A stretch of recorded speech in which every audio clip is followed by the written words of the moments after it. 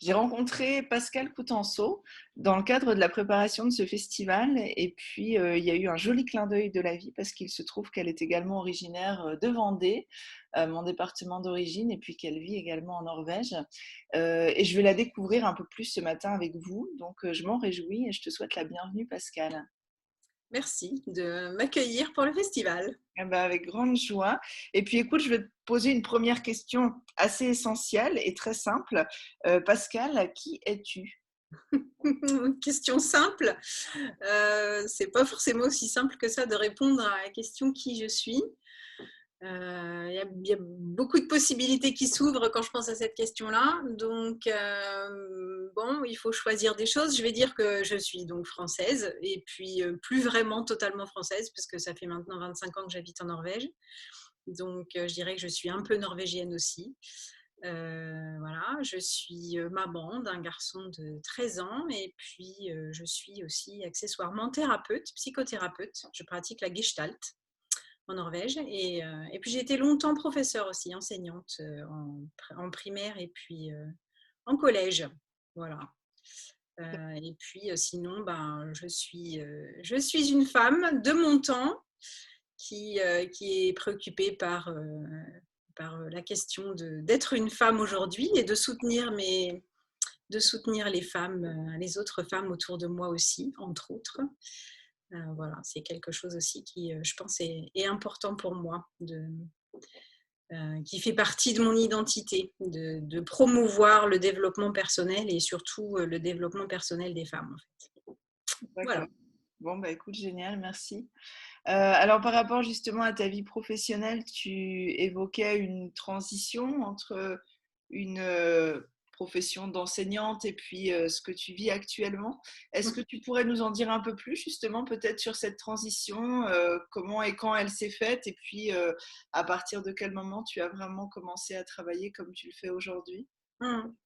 Alors, j'ai donc quand je suis arrivée en Norvège, en fait, en 96-97, j'ai commencé assez rapidement à travailler comme enseignante. Et puis après, bah, de fil en aiguille, donc j'ai eu un poste fixe. Donc du coup, je me suis retrouvée à faire ça pendant relativement longtemps, pendant presque 15 ans. Et puis en fait, au bout d'un moment, j'ai commencé à m'ennuyer, à plus... bon, puis j'avais pas forcément la fibre, on va dire, ou la vocation d'enseignante, même si transmettre les choses, ça me plaisait. Mais en fait, ce qui s'est passé, c'est que j'avais surtout le besoin en classe de travailler avec la dynamique du groupe, de travailler avec ce qui se passait dans le relationnel, en fait, et pas forcément de focaliser sur la matière que j'enseignais. Donc, ça m'a mis un petit peu la puce à l'oreille. Et puis, du coup, j'ai fait des études de carrière, j'allais dire carrière veiledning en norvégien, mais de bilan de compétences en français, qui m'ont mis un petit peu sur la voie de la psychothérapie, en fait. Et puis après, j'ai fait un peu de conseil familial et conjugal pendant un an à l'université aussi. Et là, en fait, c'est là où je me suis dit, non, il faut que je fasse effectivement des études de thérapeute, mais j'ai envie d'aller dans une direction au niveau thérapeutique qui me permet d'utiliser plus mes sens et mon intuition. Et la gestalt, c'était vraiment ce qui m'a interpellée le plus parce qu'en gestalt, on utilise ce qui s'appelle awareness, c'est-à-dire notre conscience, notre pleine conscience en fait, pour prendre plus conscience de qui on est et de comment on est dans le monde et avec notre environnement en fait. Donc voilà, j'ai fait connaissance avec la gestalt en fait après avoir été moi-même cliente chez les thérapeutes, chez les gestalt thérapeutes. Et donc, je me suis dit, ouais, c'est quelque chose que moi aussi, j'ai envie d'utiliser avec les autres pour les aider à avancer dans leur parcours de vie et puis pour les aider à aller mieux. Donc après, j'ai fait des études à Oslo, à l'école de Gestalt d'Oslo. J'ai commencé en 2012 et j'ai fini mes études en 2016. Et puis ici, on peut commencer à recevoir des clients déjà au bout de 2 ans d'études pour pouvoir pratiquer en même temps qu'on fait nos études. Donc, j'ai ouvert mon cabinet en 2014 à Arendal, dans le sud de la Norvège. Et puis, donc maintenant, je pratique depuis 2014, donc ça va faire 7 ans, mais vraiment en ayant l'idée de pratiquer, de ne faire que ça. Donc j'ai arrêté l'enseignement en fait l'année dernière. Et puis maintenant, je ne travaille que comme thérapeute. D'accord, bah, génial. Est-ce que tu peux juste dire à quoi ça ressemble une séance de Gestalt? Parce que je me dis, il y a peut-être des personnes, tu vois, qui en ont entendu parler, mais qui ne visualisent pas comment ça se passe concrètement. Alors c'est un peu compliqué parce que les séances peuvent prendre des formes totalement différentes en fonction de qui est le client et en fonction de notre relation évidemment. Mais assez typiquement, c'est une consultation qui est basée sur une conversation. Donc ça veut dire que souvent on va s'asseoir chacun dans notre fauteuil et puis on va commencer par discuter, par parler de ce qui est présent en fait chez le client ici et maintenant quand on se rencontre. Donc, on va parler des émotions, de ce qui se passe à la fois dans les émotions, dans les pensées et puis aussi dans le corps du client, en fait.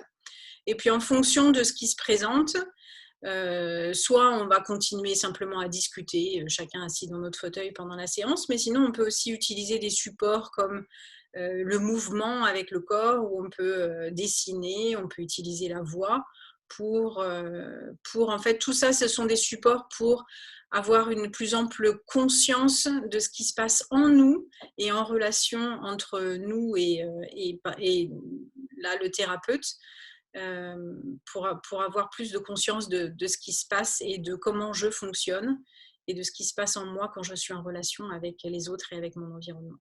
Assez typique de la Gestalt aussi, ça va être un exercice que souvent les gens relient à la Gestalt, c'est un exercice où on va faire des jeux de rôle.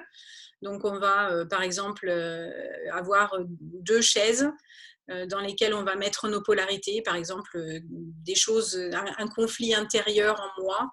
Ça peut être par exemple le perfectionniste contre le laxiste par exemple, et on va les mettre ces deux polarités dans des chaises, et puis le client va s'asseoir dans la chaise pour ressentir en lui ses personnalités et voir ce qui se passe et puis les faire éventuellement discuter ensemble. Ça, c'est assez typique de la Gestalt.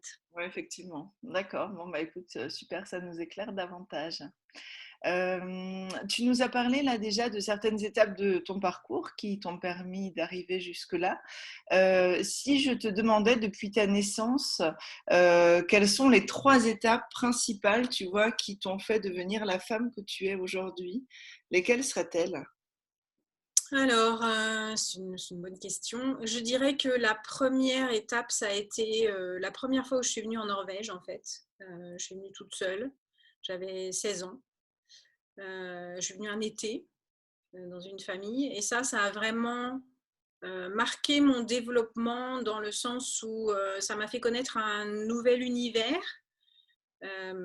Ça m'a fait connaître de nouvelles habitudes de vie. Ça m'a ouvert à des choses que je ne connaissais pas forcément, même si la culture norvégienne n'est pas forcément extrêmement différente de la culture française par beaucoup de côtés, mais en même temps, bon, les gens chez qui j'étais, c'était une Américaine et un Norvégien, donc elle était déjà pas forcément très norvégianisée dans sa culture. Donc ça a beaucoup marqué mon évolution ensuite. Ça m'a donné une certaine direction dans la façon dont j'ai commencé à envisager de vivre ma vie, en fait. Et puis ça m'a ouvert au fait de parler plusieurs langues, de vivre dans un environnement multiculturel. Voilà, c'était quelque chose qui m'a tellement marqué qu'après, bon, j'ai décidé de revenir en Norvège plus tard pour y vivre. Donc voilà, donc je pense que ça, c'est la première chose. Ensuite, la deuxième chose, c'est définitivement la naissance de mon fils qui a créé beaucoup de chamboulements aussi au niveau de mon développement personnel, c'est-à-dire que ça m'a donné envie de mieux comprendre des schémas de fonctionnement chez moi qui n'étaient pas forcément, comment dire, qui n'étaient pas forcément les meilleurs pour moi. Donc ça m'a permis de remettre en question pas mal de choses. J'ai remis en question aussi le mode de j'ai du mal à trouver mes mots en français. La façon d'élever les enfants que moi j'avais amené avec moi de France et qui est relativement différente de la façon dont on élève son enfant en Norvège. Donc, j'ai remis ce genre de choses en question aussi. À cette époque-là, moi, quand j'ai grandi en France, donner des gifles à son enfant, c'était relativement courant. Quand je suis arrivée en Norvège, c'était totalement interdit. Donc, il a fallu que je trouve ma propre voie, en fait, entre ces deux façons de fonctionner, et ma propre voie qui correspondait à mes valeurs à moi et à la façon dont moi j'avais envie d'entrer en relation avec mon enfant aussi. Donc du coup, ça m'a permis de faire un chemin sur mes émotions, sur mes besoins aussi, et ce genre de choses. Donc j'ai travaillé beaucoup avec la communication non violente à ce moment-là, entre autres. Et puis je dirais que la dernière chose qui a vraiment marqué finalement ma vie de femme, ça a été de déménager de Bergen à Arendal il y a 7 ans. Ça a été un changement qui a été relativement grand parce que j'avais habité à Bergen quand même pendant 16 ans. Donc voilà. Et puis en même temps, quand je suis arrivée ici dans le sud de la Norvège, à Arendal, ça a été... maintenant, c'est vraiment mon chez-moi. C'est-à-dire qu'avant, je me suis jamais vraiment sentie... jamais vraiment...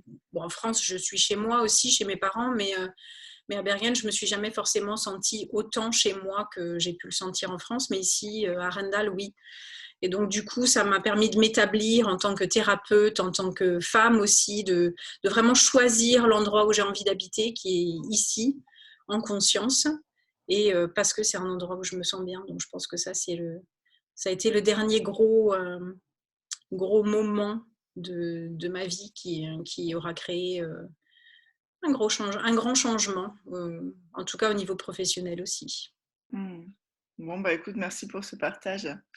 Alors maintenant, si tu veux, je vais te poser des questions un peu du tac au tac. Alors la première, ce serait quelles sont les 3 valeurs qui te guident le plus, qui t'ont guidé le plus jusqu'ici dans la vie? Ça aussi, c'est une question difficile parce qu'il y en a tellement que c'est difficile de sélectionner vraiment les 3 valeurs les plus importantes.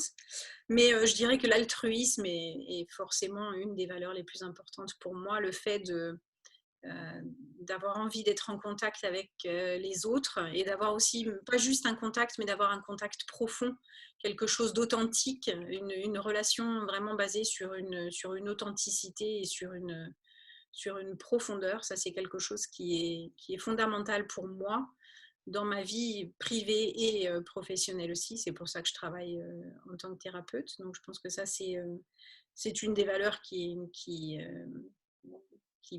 dirige ma vie. Et puis, je dirais que la liberté aussi, c'est une autre valeur qui dirige ma vie.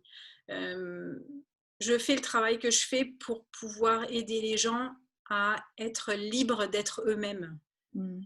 Parce que je pense que quand on fait un travail de guérison ou de développement personnel, c'est apprendre à être plus soi-même, à oser être plus soi-même avec les autres et en relation avec notre environnement. Et ça, je pense que c'est la plus belle des libertés qu'on peut avoir dans sa vie. Et j'ai envie de contribuer à ça. Et puis, la dernière valeur, c'est probablement la contribution, je dirais. J'ai envie quelque part de faire une différence dans le monde dans lequel on vit, de contribuer, d'ajouter ma petite goutte à l'océan de contributions qui existent déjà. J'ai le sentiment que j'ai quelque chose à apporter et donc contribuer à comment dire, à cet effort collectif. C'est quelque chose qui aussi qui dirige ma vie aussi en fait, qui lui donne, pas forcément qui dirige, mais qui donne un cadre à mon projet de vie, on va dire. Bon, bah écoute, en tout cas, merci de contribuer lors de ce festival. On est vraiment très heureuse de t'y accueillir. Moi aussi. Alors ensuite, est-ce qu'il y a une citation qui t'inspire tout particulièrement, qui t'a à certains moments permis d'avancer ? Oui, la phrase que j'aime bien me poser souvent, parce que j'ai longtemps eu des problèmes d'angoisse en fait. J'ai longtemps... l'angoisse a longtemps bloqué mon chemin, on va dire, a été un obstacle longtemps pour moi. Et en fait, la question qui m'a toujours soutenue, dans les moments où je ne savais pas comment avancer, c'est qu'est-ce que je ferais si j'avais pas peur? Mmh. Et pas forcément parce qu'il faut absolument que je fasse ces choses-là, mais ça me permettait de mettre en perspective ce qui vit vraiment à l'intérieur de moi, Mmh. de mettre au jour la flamme qui brille à l'intérieur de moi. C'est-à-dire que ça me permettait toujours de me... C'est une question qui me permet de me reconnecter avec ce qui est important pour moi et la direction dans laquelle je veux aller, en fait. Mmh. Et se poser cette question-là, qu'est-ce que je ferais si j'avais pas peur? Ça ne veut pas dire que je suis obligée de faire la réponse à laquelle j'arrive, mais ça montre ce qui vit en moi et ce qui est vivant en moi et la direction dans laquelle j'ai envie d'aller, je trouve. Donc c'est une question que j'aime bien me poser régulièrement. Ah oui, puis c'est très inspirant, merci. Au niveau des livres, alors je ne sais pas si tu es une, grande lectrice, mais je vois que tu as une bibliothèque derrière toi, voilà, donc ça me donne un petit indice. Est-ce qu'il y en a un que tu sortirais de cette bibliothèque en nous disant: «Bah, voilà, c'est vraiment celui-ci que» Ah, c'est difficile comme question, ça. C'est difficile. Peut-être, ouais, j'ai beaucoup aimé le livre d'Eckhart Tolle sur le moment présent. C'est un livre qui m'a initiée au pouvoir du moment présent, en fait, avec les livres de John Kabat-Zinn aussi. Donc peut-être que ce serait ce livre-là, celui d'Eckhart Tolle. Je crois qu'en français, je ne sais pas comment il s'appelle en français. En anglais, il s'appelle The Power of Now. oui, bah, je crois que c'est le ouais, alors je l'ai dans ma bibliothèque, je t'avoue, je me rappelle plus du titre exact, mais en tout cas, c'est quasiment une traduction littérale, je pense, hein. On Oui, donc pourra probablement éventuellement le le remettre, pouvoir de maintenant ou le oui, pouvoir voilà, du moment présent. de l'instant présent, quelque chose comme ça, ouais, tout à fait. OK. Et d'un point de vue musical, est-ce qu'il y a une chanson ou une musique comme ça qui te suit depuis longtemps? Je dirais que pas une chanson, mais en fait, il y a un album qui me suit depuis mon enfance. Même, et je pense que si ma mère voit cette vidéo, elle va rigoler. Mais en fait, quand on était petite, déjà mes parents n'écoutaient pas beaucoup de musique, mais il y avait un album que ma mère écoutait de temps en temps, et c'est l'album qui s'appelle Paroles de femmes de Manique. Alors Manique n'est pas forcément une chanteuse que beaucoup de Français connaissent comme ça, mais dans les années 70, bon, elle était un petit peu connue. Elle a surtout fait des chansons pour enfants, en fait, donc elle est probablement connue pour ça, surtout. Mais elle a fait quelques albums aussi pour les adultes. Et donc, elle avait un album qui était focalisé spécialement sur la femme et sur la situation de la femme, en fait, à cette époque-là en France. Et c'est un album que j'écoute toujours parce il est extrêmement inspirant d'une certaine façon. Et puis, chacune des chansons, en fait, parle d'une étape différente dans la vie d'une femme. Et dans chacune des chansons, il y a toujours quelque chose qui m'inspire à un moment précis de mon étape de vie aussi. Et puis, il y a une certaine force aussi dans les paroles de ces chansons, c'est-à-dire dans les moments de désespoir ou dans les moments où on en a vraiment marre, où on a envie de tout laisser tomber. Il y a aussi de la force à aller chercher dans ces chansons, dans les chansons de cet album, je trouve. Donc je crois que c'est le seul album que j'écoute depuis que je suis toute petite, encore de temps en temps. Ah oui, et moi je me réjouis de le découvrir. Je vais aller voir après parce que alors je ne connais ni la chanteuse ni l'album et puis c'est marrant parce que comme au départ justement tu parlais de l'importance pour toi justement de cette situation de la femme et puis de ton engagement par rapport à ça, effectivement, ouais, ça résonne fort, hein. D'accord. Bon après, je sais pas, hein, quand on écoute avec les oreilles de 2021 un album des années 70 qu'on n'a jamais écouté avant, ça peut paraître très vieillot, hein, mais Bah, écoute, en tout cas, non, j'irai écouter et puis je pense que les gens qui vont nous écouter le feront probablement parce que comme tu dis, je pense qu'elle n'est pas forcément très connue, enfin même pour les gens de notre génération. Donc écoute, merci. Et puis ben, on va conclure alors avec une dernière question pour laquelle je veux vraiment t'inviter à te regarder, puisque là c'est toi que tu vois. Voilà, à te regarder peut-être dans les yeux, à regarder ton visage. Et puis à imaginer à l'intérieur de toi cette petite fille que tu as été, qui est toujours là, ou bien la jeune fille Voilà, celle avec qui tu parviens à te connecter le plus facilement ce matin. Et puis en te connectant à elle, entendre ce qu'elle te dit en fait en te voyant là, assise dans ton cabinet en Norvège. Et puis à me le dire tout simplement, à nous le dire si tu as envie. Mhm. Je crois qu'elle me dit waouh. Ah, Elle me dit si on avait su que ce serait là qu'on arriverait et qu'on arriverait à faire tout ce parcours-là, bravo. Et finalement, il n'y avait pas forcément de raison d'avoir peur ou d'être anxieuse. Mais ouais, je pense que à la fois la petite fille et aussi l'adolescente que j'ai été sont émerveillées. hmm. Mm. Eh bien, bravo et puis merci pour ce partage, vraiment. Ben, merci à toi et à Cassandra de m'avoir donné et de me donner l'opportunité de faire partie de cette belle aventure. Eh bien, écoute, avec grande joie. Alors, peut-être pour finir, est-ce que tu as envie de nous dire un petit mot de ce que tu vas proposer justement au festival? Mhm. Donc, je vais faire une intervention sur ce que c'est que le haut potentiel et puis notamment du point de vue des adultes à haut potentiel, parce qu'on parle souvent des enfants à haut potentiel, mais relativement peu des adultes. Donc, moi, j'ai envie de présenter ce que c'est que le haut potentiel. Et puis, quels sont les challenges auxquels font face les adultes à haut potentiel et notamment les challenges qu'ils rencontrent dans leurs relations, que ce soit les relations professionnelles, mais aussi les relations amoureuses, par exemple. Parce que ça aussi, c'est des choses dont on ne parle pas forcément, mais je vois que ça peut poser pas mal de problèmes quand je le vois chez les adultes à haut potentiel qui viennent dans mon cabinet. Il y a souvent des choses qui reviennent et donc j'ai envie de mettre ça en lumière dans mon intervention pour le festival. Ah, bah écoute, merci beaucoup, on se réjouit, je pense que ça va être vraiment passionnant. Donc, bah écoute, on te dit à très vite et Très puis vite. une très belle journée. Allez, à Merci. bientôt, Pascal, au revoir. Au revoir.